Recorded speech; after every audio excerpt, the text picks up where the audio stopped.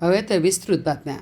विधान परिषदेची निवडणूक होणार हे दुपारी स्पष्ट होताच मतदार असलेल्या नगरसेवक, जिल्हा परिषद सदस्यांच्या चेहऱ्यावर हसू फुलले. ही निवडणूक अविरोध करण्याच्या पडद्याआड हालचाली सुरू असल्याने मतांचे मोल बुडते की काय ही धास्ती होती. ही धास्ती गुरुवारी दुपारी दूर झाल्याने चेहऱ्यावर हास्य फुलले. सांगली, सातारा स्थानिक स्वराज्य गटातून विधान परिषद सदस्य निवडीसाठी निवडणूक जाहीर झाल्यानंतर ही निवडणूक बिनविरोध होते की चुरशीचे होते याकडे बहुसंख्य मतदारांचे लक्ष लागून राहिले होते. ही निवडणूक बिनविरोध होऊ नये यासाठी महायुतीसह महाविकास आघाडीतील काहींनी उमेदवारी अर्जही दाखल केले होते. अखेर महायुती व महाविकास आघाडी यांच्यात लढत होत असल्याचे स्पष्ट होताच मतदारांना दिलासा मिळाला.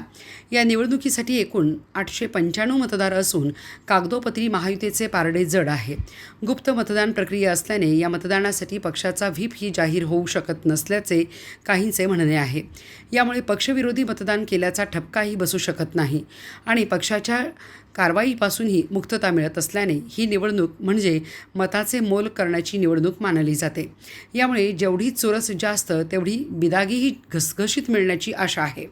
6 महिन्यांपूर्वी झालेल्या महापालिका, जिल्हा परिषद निवडणुकीत वारेमाप खर्च करून विजय मिळवला. या निवडणुकीसाठी झालेला खर्च वसूल करण्याची ही संधी असल्याने अनेक मतदारांच्या मनात लक्ष्मी दर्शनाची आस आहे. ही फलद्रूप होते की नाही हे लवकरच लक्षात येईल. मात्र या निमित्ताने मतदारांच्या चेहऱ्यावर हास्य फुलले आहे. या गटातून गेल्यावेळी म्हणजे 2016मध्ये झालेल्या निवडणुकीवेळी काँग्रेसचे मोहनराव कदम आणि राष्ट्रवादीचे शेखर गोरे यांच्यात लढत झाली होती. तर अपक्ष म्हणून सांगलीचे शेखर माने हे मैदानात होते. त्यावेळी काँग्रेसचे संख्याबळ कमी असतानाही स्वर्गीय पतंगराव कदम यांनी निवडणुकीत चमत्कार घडवून काँग्रेसचा विजय घडवून आणला होता. त्यावेळी नगरसेवक व जिल्हा परिषद सदस्यांना 5 लाखापासून 12 लाखापर्यंतचे पाकीट घरपोच झाले होते. यावेळी निवडणूक अविरोध झाली तर या अघोषित बिदागीवर पाणी सोडण्याची वेळ येईल म्हणून धास्ती होती.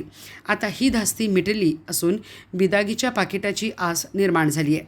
आता नेत्याकडून कधी निरोप येतो याची प्रतीक्षा मतदारांना लागली आहे. हा होता सी न्यूज स्पेशल रिपोर्ट.